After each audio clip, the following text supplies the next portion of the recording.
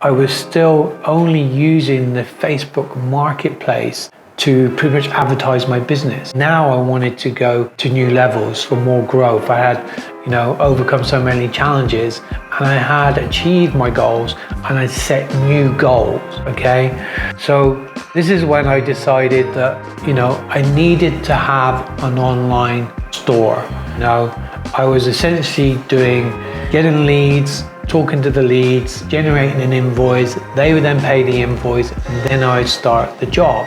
Whereas I wanted an automated way that I could get sales, okay? So I officially started my store on the 20th of September, okay? And I've been running it now for 6 months, which has flown by, okay? I remember getting my very first sale, $37. I was so stoked, and I couldn't believe, the way I felt.